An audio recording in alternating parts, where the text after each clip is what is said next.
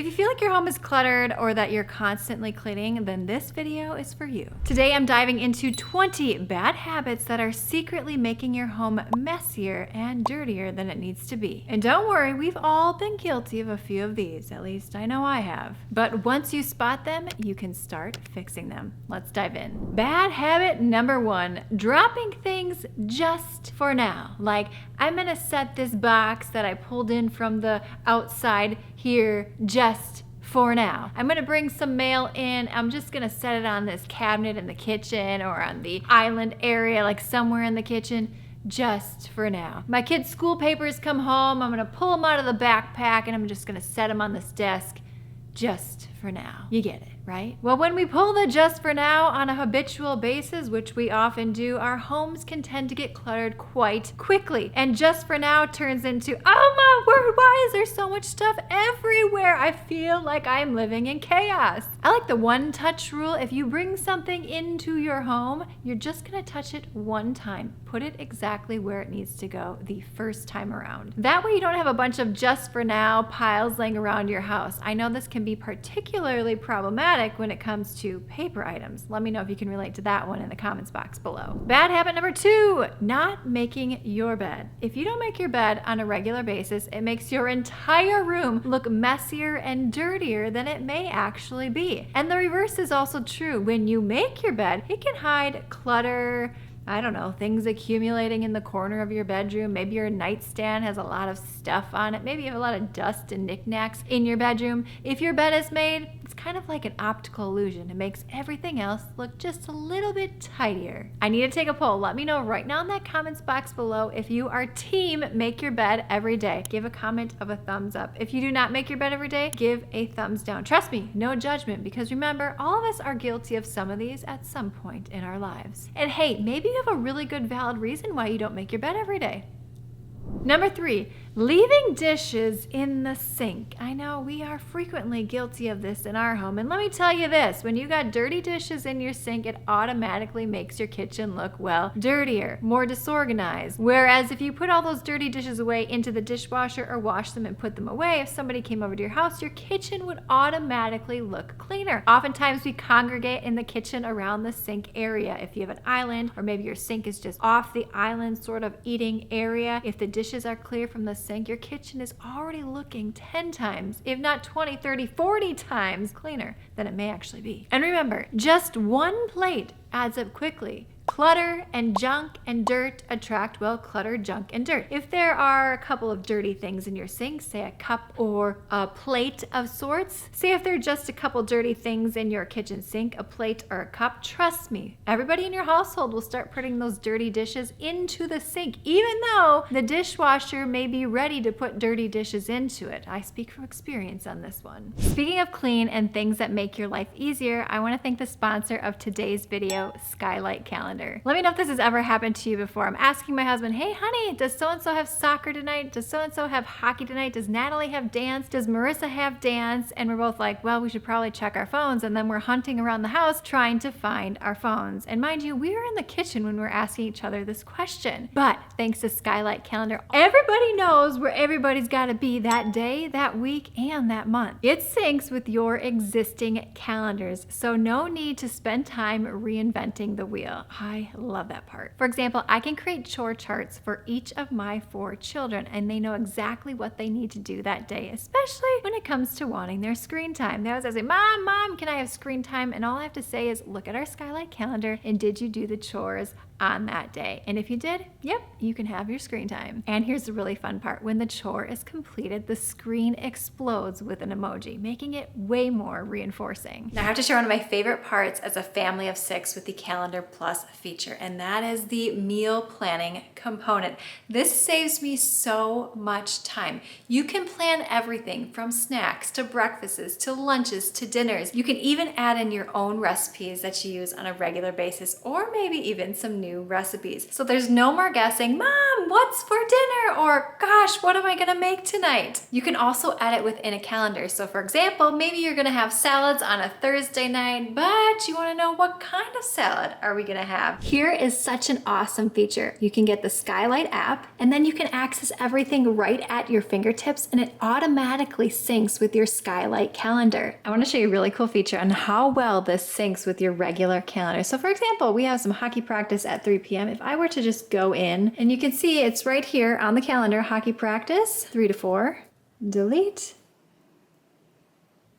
If we go out and go back into our day, you can see here that the hockey practice is no longer in this Skylight calendar. As a bonus, you're gonna be able to get $30 off your 15-inch calendar when you use my code AndreaJean30. That's AndreaJean30 to get $30 off your 15-inch calendar. Bad habit number 4, ignoring your entry way. I think oftentimes our entryways do not get enough love, or our mudrooms. We're like, oh, it's a junk ground, we can just dump everything off. Well, here's the problem with that. That trickles down into the rest of your home. It's the first thing that you may see when you enter your home. So you want to make that area look organized and put together, rather than like a stampede came through and just threw all of their stuff on the ground. I can relate to that. So have a system by your door so that the chaos does not explode as quickly and permeate to other areas of your home. We have coat hooks in our mudroom area. We also have a shoe organizer. I have a little filing system for all the kids' papers or mail that needs to be sent off or saved for a later date.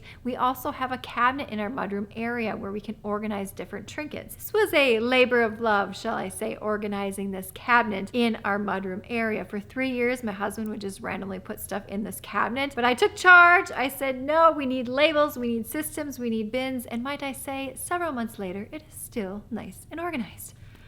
That makes me feel good. So check out your entryway area and your mudroom area. What are some problematic things that are causing stress in that area? Is it the shoes? Is it the coat? Is it the bags? And think of a nice system that you could put into place to help keep that area more organized and overall less work for you. Problem number 5, not dealing with that laundry right away. You know that shirt you just threw on your chair? Well, chances are if you threw a dirty shirt on a chair, more dirty articles of clothing and more dirty things are going to land up in that chair. Pretty soon you have a chair full of all these dirty items. The same holds true in kids' bedrooms and, well, our bedroom. For many, many years, I felt like I was, a victim of my laundry, meaning it always had hold of me. It had so much power. I was behind on the laundry. It was a stress to deal with. With 6 people in sports and activities, there's just a lot of laundry going on. So these past couple of years, I've really decided to be the boss of my laundry. I do that every day, and I treat that laundry like it is a job. I just actually heard my dryer go off, so at the end of this video, I'm gonna be switching that laundry out. True story. Do not just set that dirty laundry somewhere. Make sure that it makes its way into some sort of laundry organization sorting system. I'm gonna link some of my favorite products in the description box below and pin them in the comment section that have made my life and my family of 6 life so much easier. And if you're new here, make sure that you hit that subscribe button, give this video a thumbs up if you are enjoying it thus far. Also, make sure that you follow me on Instagram, especially Instagram stories, Andrea Jean Cleaning, because I post there every single day, behind the scenes, giveaways, daily deals. Also here on the YouTube community tab, I post probably 4 or 5 times a week. Problem number 6, letting those papers pile up. Maybe it's mail, maybe it's your kids' school stuff. I know that's a big issue in our house because with 4 kids, there's just a lot of papers and artwork coming into our house. And if we do not tackle that when it comes into the house, it is just going to take over. Have some sort of filing system in place so that the moment that paper comes into your home, you know exactly where it needs to go. Maybe you need to toss something, maybe you need to save something, maybe you need to, toss, save, those are probably the most important categories. So have a system set up so that you put those items in their proper place, not just randomly on your kitchen counters, because remember, we want to make sure those kitchen counters are as clear as humanly possible, because 1, it's going to make your kitchen look cleaner than it may actually be. 2, it's going to give the appearance that your kitchen is larger than it may actually be. Don't allow your kitchen counters to become the resting place, including laundry, papers, dirty dishes, well, basically life. Problem number 7, keeping things just in case. I know we are all guilty of this to certain degrees and certain thresholds. My husband, I love him dearly. We have been together for over 20 years, but he likes to keep more things just in case. Whereas I'm like, burn it all up. I don't need it. If I haven't thought about it in 2 weeks, it's like, I don't know. I'll find it if I actually need it, or I'll, I don't know, magically make something else up here. But no, I'm definitely a thrower, a donator.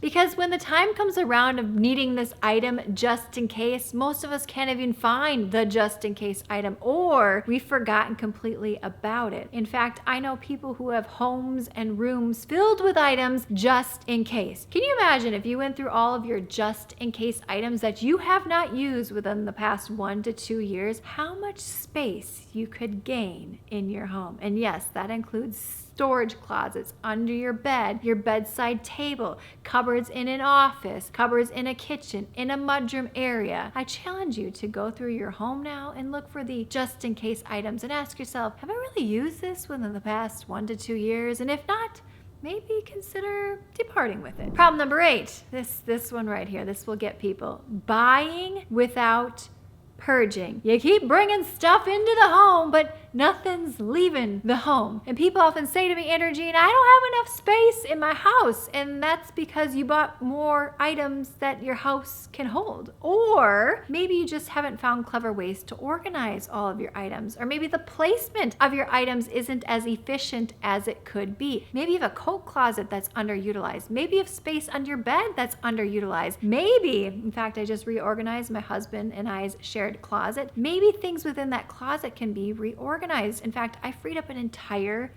shelf hanging system in our closet on his side because I just reorganized things a little bit. And let me tell you really quick here. When I pointed this out to him, he got a little defensive, like, no, there's no space in my closet. You cannot make more space in here. And he left for work one day and I was sure to find some space in that closet. And I did. We had a dresser in our bedroom that was in my boys' room that we're no longer using. And I was able to utilize that space a little more efficiently, freeing up more space in the closet to put all my clothes. True story. Really true. So if you are buying something or bringing something into your home, you need to reassess what's already in your home and what needs to go, especially if you feel like you don't have enough space or you feel super disorganized, super chaotic, like you just feel like there's stuff everywhere. One in, one out. Problem number 9, not having a home for every item. When you have a home for every single item, little trinkets, little keys, little nails, like just all the little bits and bobs applies to this, then it's easy to clean up. It's easy to whip your house back into shape, say after the holidays, or maybe all 4 kids of yours are home for the summer, so your house just feels like it's in complete shambles. But at the end of the day, you can whip it back into shape because every single item has a home. It's quick, it's easy, it's effortless. I think that's why this junk cabinet even came to be, because there was no home for these items. There was no label system. There were no bins. There were no designated spots for these, random like screws and light bulbs and just little trinkets that would normally find themselves in a junk drawer. I, in fact, do not even have a junk drawer, but I grew up with a junk drawer for like 37 probably years of my life. I know, I feel like this is a victory. Problem number 10. I know some of you are gonna get mad at me about this one, but that's over decorating. Now, if you just love all the busy things in your house and all the visual chaos is what I like to call it, but you find it beautiful, you do you, boo, then this problem is not a problem for you. But again, if you feel like you don't have enough square footage in your house, you feel like you have to dust more because there's so many trinkets and knickknacks and there's no free, clear spaces in your home because everything is being occupied by something. It's like, if there's this free space in your house, it's like, let's put something on it and fill the space. That's human nature. But I want you to reevaluate and rethink what you've just always done in the past and how you have always lived. Because chances are, if you're watching this video, you would like your home to be a bit cleaner, a bit more organized, easier to maintain, more effortless. You don't want to spend all your day cleaning and organizing. So these 20 problem areas that I'm identifying and giving you a solution to are definitely going to help you have more freedom. That just sounds glorious. Freedom. I think this this is why people move into tiny homes or they decide to RV, is because the chaos of the home and just the time spent touching, moving, cleaning, rearranging. Problem number 11. I've been guilty of this one. Using the floor as storage. I've done this in my pantry. I've done this in closets. Now, if at all possible, you want to get things up off the ground, because when you have a bunch of stuff on the ground, everything just looks more condensed, visually chaotic, like you have less square footage. But if you can get those items off the ground, it just creates space, creates breathing room. It creates a sense of, that looks nice. That's lovely. That's organized. It's like a breath of fresh air. When in doubt, go up, up, up, up. One way to get things up off the ground is to use the back of doors. I have several organization systems that I have showed on this channel when it comes to organizing on the back of your door. It is a highly underutilized space. In fact, I was able to get a lot of cleaning supplies up off the floor because of an over-the-door, back of the door organizer. Problem number 12, avoiding daily tidying. Now, people often say to me, Andrea Jean, you must clean all day long. And when I hear that, I think to myself, no, I don't clean all day long. I don't have time to clean all day long. This is a part of what I do.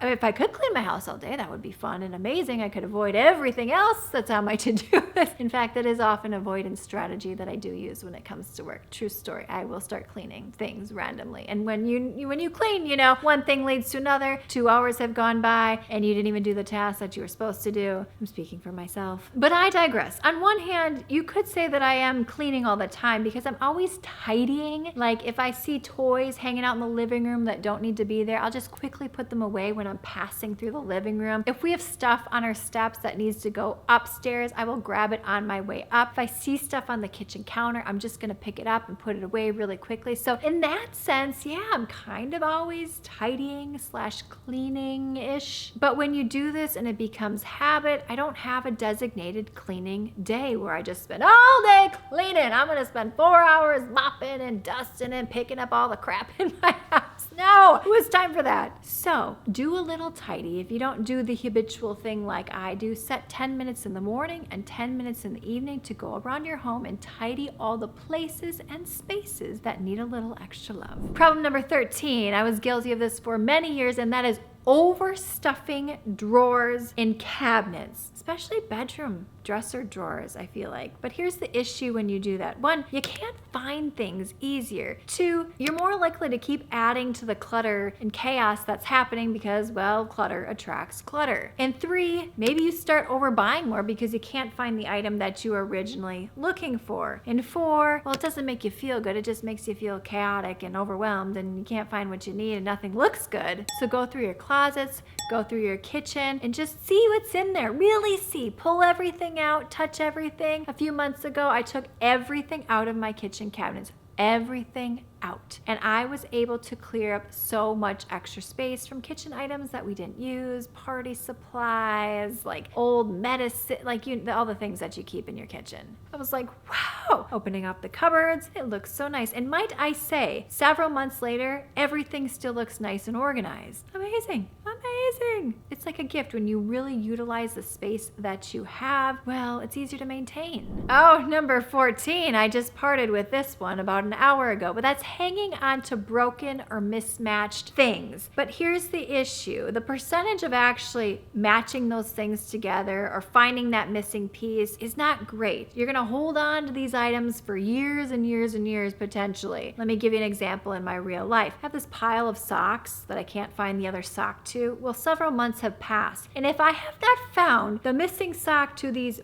5 socks, why would I find them in the next month? So you know what? I took this pile, there's probably 5 socks in there, tossed it in the garbage. And if one random sock that was part of that 5 randomly shows up, I find it under a couch cushion someday, well then, amazing. But it wasn't worth holding on to these 5 socks for like months and months on end, taking up space in my laundry room where there's already limited shelf space. You get where I'm going? Tupperware lids, this is another big one. Glassware, storageware, I know not everything's called called Tupperware, but that's what we tend to call it in my home because that's what I grew up calling it, whether it's Tupperware or not Tupperware, you know, brand name. So at the end of this video, go through your kitchen, look at all your storage where you store your leftovers and see if there's any mismatched pieces. Maybe you have some broken lids that you no longer need to hold on to because they're not, you know, sealing things in like they need to because it's broken. Problem number 15, ignoring junk zones. I did this for 3 years with our mudroom cabinet, so yes, I am definitely guilty too. But it's problematic. It became stressful, and again, clutter attracts clutter. So as time went on, that cabinet just got filled with more and more and more stuff, and we just sort of, I don't know, accepted it. Until one day I was having a moment and I opened that cupboard and I was like, why? Why, Andrea?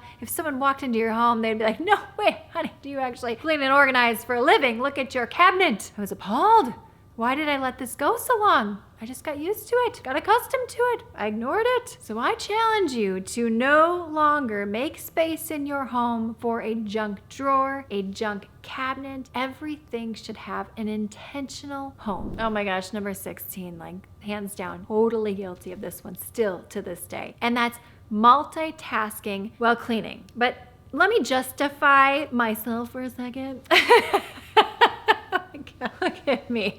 I do get around to cleaning everything that I started because I'm type A personality. Like I cannot stop the job that I have started. Now, if I started cleaning the living room and picking things up and I all of a sudden notice that I need to do something in the mudroom and then I go, oh my gosh, I need to go to the laundry room and do that. Like I've made my way all over the house. I didn't actually finish the thing that I started in the living room, but I get around to it. Like within that cleaning, tidying phase, portion, I don't know, whatever you want to call it. But if you're someone who's very distracted when you clean and you never actually make your way around the horn, if you will, to what you started with, then this one's for you. Start what you finish, what you start. So if you're cleaning up the living room, finish that task before you move on to the next one. But if you're like me, you somehow are able to pull the pieces together. I don't know how and that happens, but then this is not a problem for you. Where this does come to a problem for me still in this time is, again, I start avoiding other things that I should have been doing, right? I'm supposed to be doing some like office work of some sort, checking emails, you know, administrative type things that come with this type of job. But yet now I'm like in my basement scrubbing, I don't know, return vents or something.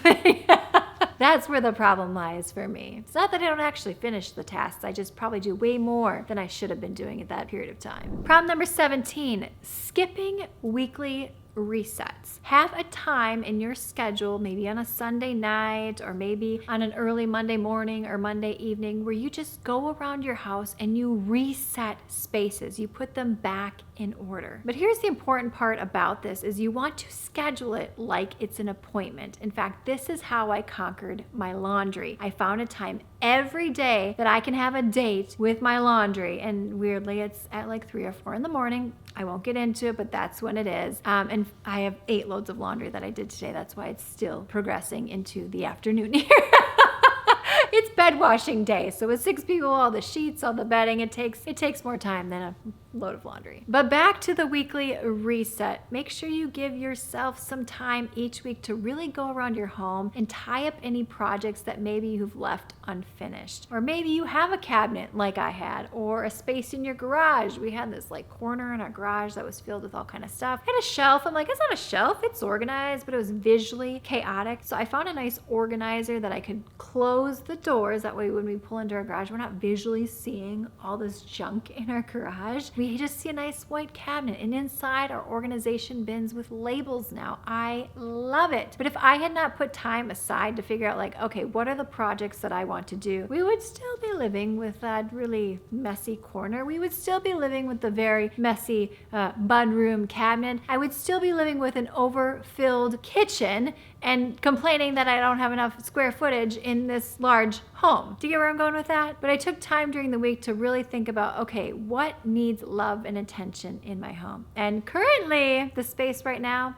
is my office closet. You better believe that I'm gonna be tackling that area very soon. Problem number 18, avoiding decluttering decisions. I think this is a problem for most of us. 1, you don't know where to start. And then 2, once you start, you just don't know how to let go or what to let go, or what if you need this item later, or oh, there's sentimental value attached to this particular item, like all the reasons we tend to hold on to stuff. But something I want you to keep in mind is this: it is your home. And if you feel good in your home and you love the way it looks and feels, then there's no problem. You do you. But if you were in your home and you're thinking to yourself, man, I am just not utilizing this space like I should, then it's time to make some decisions. Or maybe you're a little bit later in life and you realize you just have so much stuff and you don't want to pass it on to your loved ones. Heaven forbid something happen. Because trust me, if something were to happen to you, your loved ones do not want to have to deal with all of their own stuff, plus all of your stuff. And this applies to me as well. In fact, I just made an entire video about this on Swedish death cleaning. So if you are interested in that, I will link it in the description box below. So now is the time to take charge when it comes to decluttering items around your home. If you haven't used it for like 2 years and it's not like a seasonal thing or decoration thing, like it's just something that you're holding on to in a drawer, a cabinet, or a cupboard, and it doesn't really need to be in your home, let it go. Let it go. It's okay. Problem number 19, letting emotions drive what stays in your home. We often hold on to things for what ifs, fear, a sense of loss. We're like, well, I paid for this item, I must keep it and hold on to it. But just because we pay for something doesn't mean that it still has its value 2 years later, meaning it's not serving the intended purpose or function when we first brought it into our home. Or maybe you have something, I've been guilty of this, especially when it comes to clothing items, and it still has the tags on it. And you're like, well, I paid for this, I have to keep the item. But really in the back of my mind, I'm thinking, I don't even like this shirt. Why did I buy this shirt? So rather than just keep it in my closet because I paid for it and it still has tags on it, I'm gonna donate it. Why? Well, I have more space. I have more space to fill it with the things that I truly love and use. Or maybe I just need some more breathing room within my home. I want to appreciate the things that I have even more. So don't let guilt or what ifs drive what stays in your space. Problem number 20, not getting your loved ones, your kids, or your roommates involved. It's not all on you to keep a clean, organized, and tidy space, just like for me. It's not all on me to make sure our home stays clean and organized. Although it can often feel like that, truth be told. But if I ask my husband to get involved, he definitely will. And if I ask my kids to get involved, they definitely will. The problem lies within me. It's me to ask, me to state what I need, me to ask for help. So maybe you can relate to that as well. But maybe you have a spouse or a partner or a roommate that is completely not on board. Well, when it comes to the roommate, I would say, when your lease ends, find a new roommate. If it's causing you that much stress, it is not worth it. You have better things to focus your time and attention on. When it comes to your kids, well, what I tell myself is this is a constant process. I'm training them to be successful adults that can maintain homes and not drive their future roommates crazy. And when it comes to my husband, I have to keep in mind, well, I married this man. He is who he is. I have to respect him and how he chooses to live. So we have to work together and collaborate. And also, sometimes I just get a little bit sneaky and start, decluttering a little. I mean, the man still married to me after 20 some years, so it can't be that bad, right? And truth be told, I don't actually throw my husband's stuff away. I often just find better ways to organize it, or I'll talk with him and say, hey, this came to the garage. We got to really clear out that garage and get it whipped up into shape. And when he hears those words from me, he's like, oh my gosh, she's going to touch the stuff. I don't want her to touch the stuff. So it motivates him to actually get out there and clean it and organize it if he knows that I'm going to touch it and get my hands on it. Because he knows me. I like to throw stuff away, like give it away. If everything was gone tomorrow, I'd be like, well, that stinks, but oh well. And if you're looking to have your most organized, stress-free year ever, make sure that you click the links in the description box below to get $30 off your 15-inch skylight calendar using my code AndreaJean30. That's AndreaJean30. Well, I've got down and dirty with you and shared several of these that I am guilty of. Let me know what you're also guilty of in that comments box below. And if you found this video helpful, be sure to share it with a friend. Follow me on Instagram and here on the YouTube community tab, and we have got to keep the fun going. So click this video on screen now. Thumbs up, subscribe, and I will see you, my friend, in the next one.